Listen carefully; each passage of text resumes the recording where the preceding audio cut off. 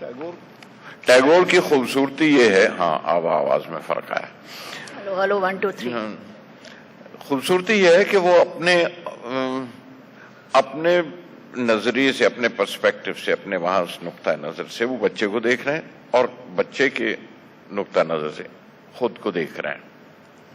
तो वो दोनों तरह की नज़में उनके यहां मिलती हैं। अब ये एक नज्म है, बाबा बैठे पुस्तक लिखते रहते हैं। जी ये सुनिए कि अब जो बैठे हुए लिख रहे हैं वो टैगोर है और बच्चा ही बोल रहा है। बाबा बैठे पुस्तक लिखते रहते हैं, क्या लिखते हैं मेरे तो कुछ पल्ले नहीं पड़ता। वो मां से बात कर रहा है। बाबा बैठे पुस्तक लिखते रहते हैं, क्या लिखते हैं मेरे तो कुछ पल्ले नहीं पड़ता। उस दिन पढ़ के सुना रहे थे तुमको मां सच कहना क्या कुछ समझी तुम। ये उस मासूमियत की बात है, that innocence that we were suppose to talk about, and that's what we are talking about. कि वो इनोसेंस वो कहाँ है, वो मासूमियत कहाँ है, उसकी कोई उम्र नहीं होती, वो हर उम्र में आपके साथ रहती है। बाबा बैठे पुस्तक लिखते रहते हैं, क्या लिखते हैं मेरे तो कुछ पल्ले नहीं पड़ता। उस दिन पढ़ के सुना रहे थे तुमको मां सच कहना क्या कुछ समझी तुम। ये सब लिखने से आखिर क्या हासिल होगा, कुछ नहीं। कितनी अच्छी अच्छी कहानियां रोज सुनाती हो, वैसा कुछ क्यों नहीं लिखते बाबा।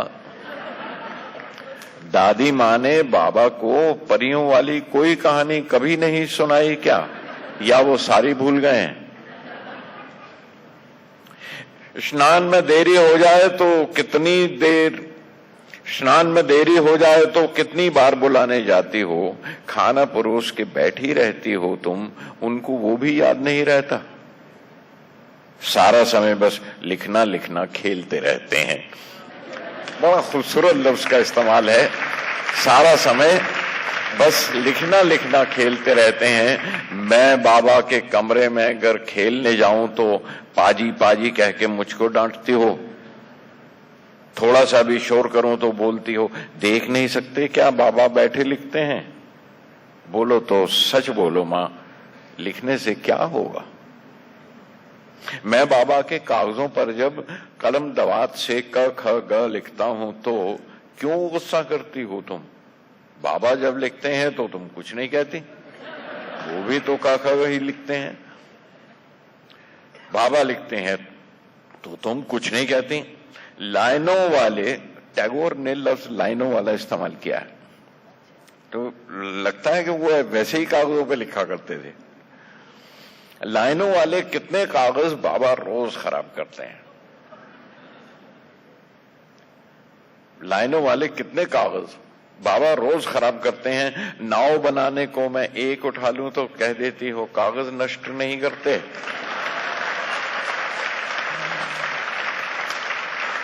कागज लिख लिख कर काले करने कहने से, सादा कागज लिख लिख कर काले करने से क्या नष्ट नहीं होते। मां सच बोलो ना।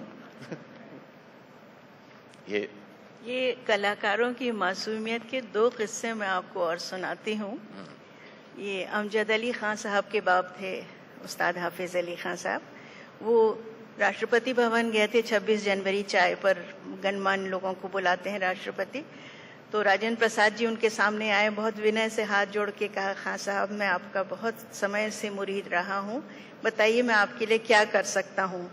तो खान साहब थोड़े हकबकाए और बकौल उनके बेटे के उन्होंने कहा, हुजूर अगर हो सके तो राग दरबारी को बचा लीजिए, आजकल उसको गाने बजाने वाले बहुत कम रह गए हैं और बहुत सारे लोग उसे गलत सलत गा रहे हैं। तो ये मासूमियत है, ये मासूमियत है।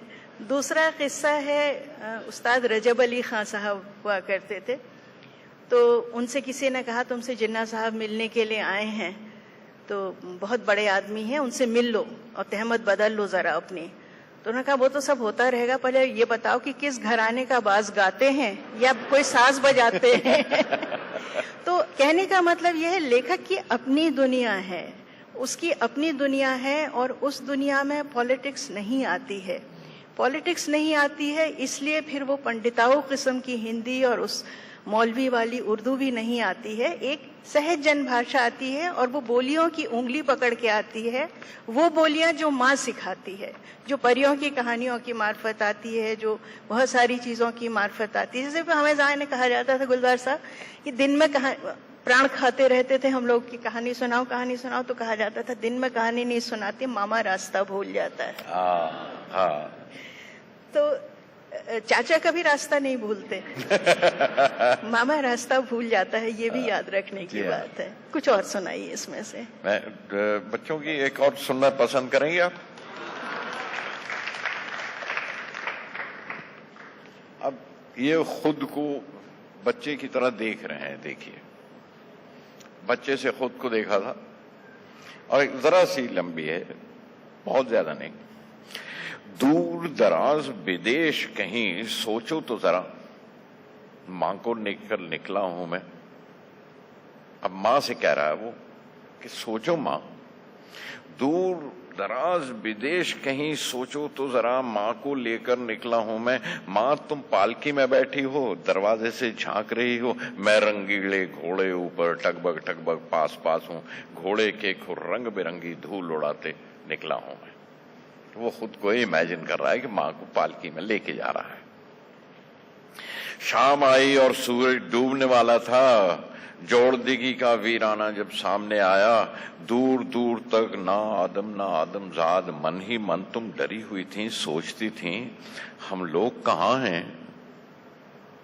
मैं कहता हूं डरो नहीं मां, डरो नहीं। वो देखो सामने नदी किनारा, चारों तरफ सब नोकीले सरकंडे थे। सरकंडे कहाँ मिलेंगे चारों तरफ सब नोकीले सरकंडे थे, बीचों बीच एक लहराती पगडंडी थी। गाय गोरू कुछ नहीं था, शाम होते सब गांव लौट गए होंगे। क्या जाने हम कहाँ चले थे। अंधेरा भी बढ़ने लगा था। तुमने पास बुलाकर पूछा, दूर कहीं वो रोशनी क्या है।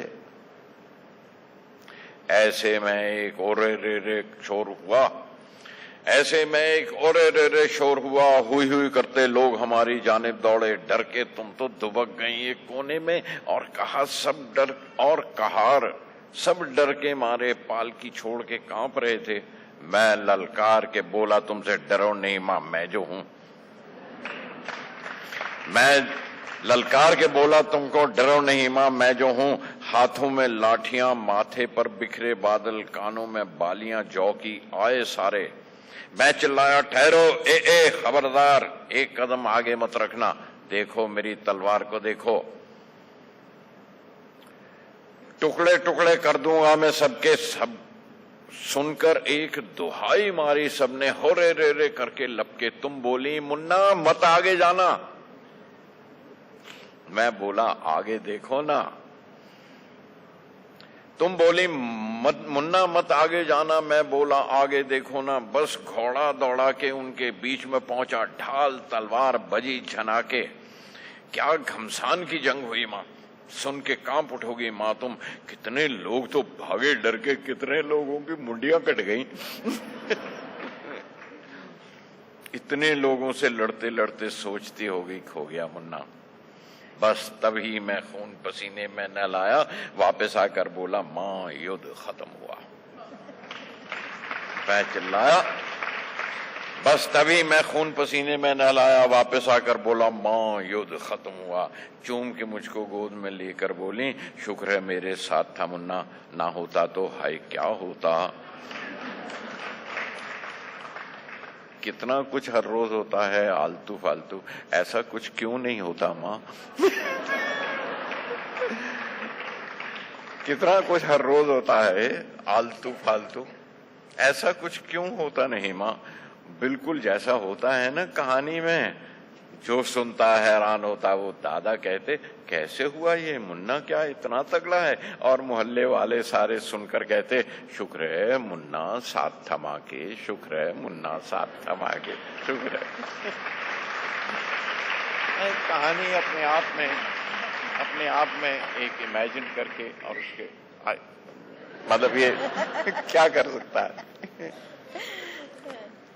अच्छा, संगीत और आपकी कविता का चोली दामन का साथ रहा है, जो हमारे समय में बहुत दुर्लभ होता जा रहा है। कविताएं ऐसी लिखी जा रही हैं जो गाना क्या माने गाने के स्वर क्या किसी भी स्वर में फिट नहीं होती हैं, और जो गानों में लफ्ज लिखे जा रहे हैं वो किसी किस्म की कविता हमारे जहन में नहीं बना सकती हैं। लेकिन गुलजार साहब ने कविताएं लिखी हैं, संगीत उनको दिया गया है और वो बहुत खूबसूरत प्रमाणित है। आपने सलील चौधरी के साथ काम किया, आपने पंचम के साथ काम किया। पंचम के साथ तो आपकी जी हाँ, बहुत लंबी इनिंग थी मेरी पंचम के साथ, और आप सब जानते हैं। थोड़ा सा उनके बारे में, पंचम के बारे में बताएं। पंचम के बारे में आप सब जानते हैं। पंचम के बारे में गा के तो मैं नहीं बता सकता क्योंकि बड़ा ही बेसुरा हूं, और पंचम मारेगा, आज भी मारेगा। वो जहां भी होगा वो गुस्सा होगा, गाना क्यों खराब करता है। लेकिन पंचम के साथ ये था कि घूमते फिरते चलते फिरते उस तरह से गाने लिखे। कभी गाड़ी में बैठ के, कभी उसके साथ आके उठा लिया करता था घर से कि चलो फिल्म सेंटर चलते हैं। तो उसको कोई धुन सूझी हुई है तो रास्ते में वो धुन सुना रहा, और कैसे से बोल देते कोई, यार नहीं तो ये गुम हो जाएगी, मुझे याद नहीं रहेगी, तो इसलिए ले चलता था साथ में। और वहां पहुंच के बस फिल्म सेंटर में पहुंच के उतार दिया करता था मुझे। ऊपर रिकॉर्डिंग है, मैं ऊपर चलना जाऊं तो मुझे कहता नहीं यार तू बहुत डिस्टर्ब करेगा, तू घर जा। और ड्राइवर से कहता है इसे छोड़ के। तो इस तरह का एक रिश्ता, लेकिन उसके अंदर जो क्रिएटिविटी शामिल थी साथ में, वो याद आती है। आपकी एक कविता है जिसमें आपने कहा है कि जैसे धुंध में दो पौधे बैठे हों आसपास, वो है खामोश। मेरे इसमें शायद नहीं है वो, पर हाँ, आपने कहा है कि मैं धुंध में छूट गया हूँ अकेला।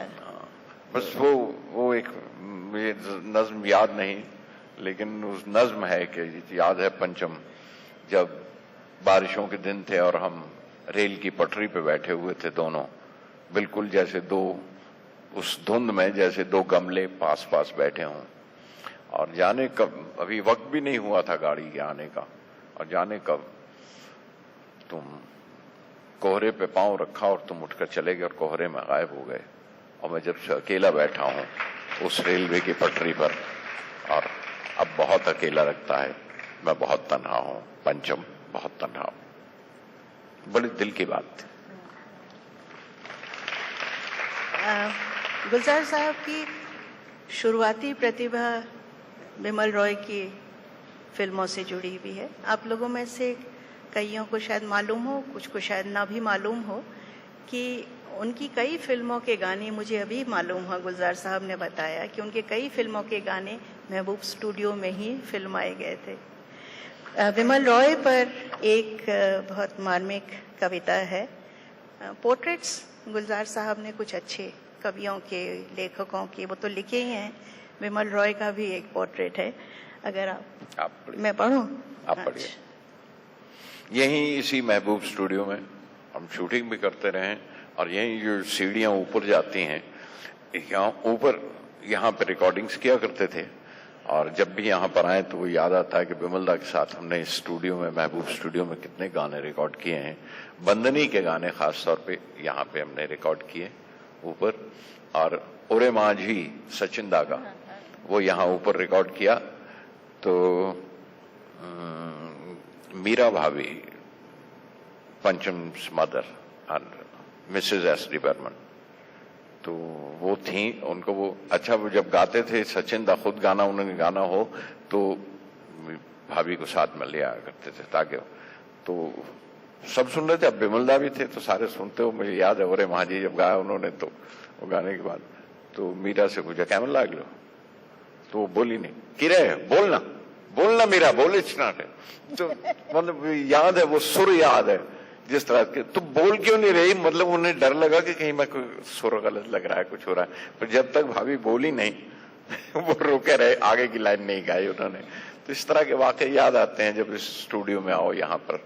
और दखनी बाबू यहाँ पर बैठे हुए जो तार शहनाई बजाया करते थे, जो उनकी अपनी इजाद थी, उन्होंने तो उसको इलेक्ट्रॉनिक उसमें बनाया था। तो तैनात शहनाई, तो दखनी बाबू, उन्हें हम दुखी बाबू कहा करते थे, वो बजाया करते थे, बहुत बड़े म्यूजिशियन थे। उनके बेटे यहाँ रिकॉर्डिस्ट भी थे। तो ये यादें हैं बहुत सी जुड़ी हुई। बिमल दा के साथ सीखा है, बिमल दा के साथ रहे हैं, विमला आपको तो एक दौर में मैंने सोचा पोर्ट्रेट्स लिखे जाएं, एक पेंटिंग की फॉर्म को पोइट्री में क्यों ना लिखा जाए और कहा जाए, जिससे वो शख्सियत का अंदाजा होता है। तो वो एक नज्म है। तो ये माफ कीजिएगा क्योंकि देवनागरी में, मैं उर्दू में पढ़ता हूँ तो देवनागरी में जरा सा रुक के पढ़ता हूँ, इसलिए मुझे पढ़ने में कुछ हो रही थी और माइक इधर उधर हो रहा था। भूल चूक लेने देनी माफ। बिमल रॉय। शाम के कोहरे में बहता हुआ खामोश नदी का चेहरा, शाम के कोहरे में बहता हुआ खामोश नदी का चेहरा, गंदुमी कोहरे में जलते हुए आंखों के चिराग, एक लगातार सुलगता हुआ सिगरेट का धुआं, नींद में डूबी हुई दूर की मध्यम आवाज, अजनबी ख्वाबों के उड़ते हुए सायों के तले, नक्श चेहरे के पिघलती हुई मोम की मानिंद। हर नए ख्वाब की धुन सुन के बदल जाते हैं। अजनबी ख्वाबों के उड़ते हुए सायों के तले, नक्श चेहरे के पिघलती हुई मोम की मानिंद, हर नए ख्वाब की धुन सुन के बदल जाते हैं। ऐसा लगता है न सोएगा, न जागेगा, न बोलेगा कभी, शाम के कोहरे में बहता हुआ खामोश नदी का चेहरा। मेरा ख्याल है वक्त हो रहा है, तो मैं एक आध नज्म सुना देता हूँ आपको। जरूर। और ये छोटी छोटी सी नज़में हैं। प्लूटो नाम की, जितना छोटा वो सैयारा वो था, जितना छोटा वो प्लैनेट था, उतनी ही उसी तरह की छोटी नज़में इस पूरे सैयारे में। और प्लूटो के साथ जो हुआ वो ये कि उसको कभी सैयारा मान लिया, कभी नहीं माना, कभी छोड़ दिया, कभी रख दिया कि वो प्लैनेट है, प्लैनेट नहीं है। जिस तरह से मुझे लोगों ने कभी, ये शायर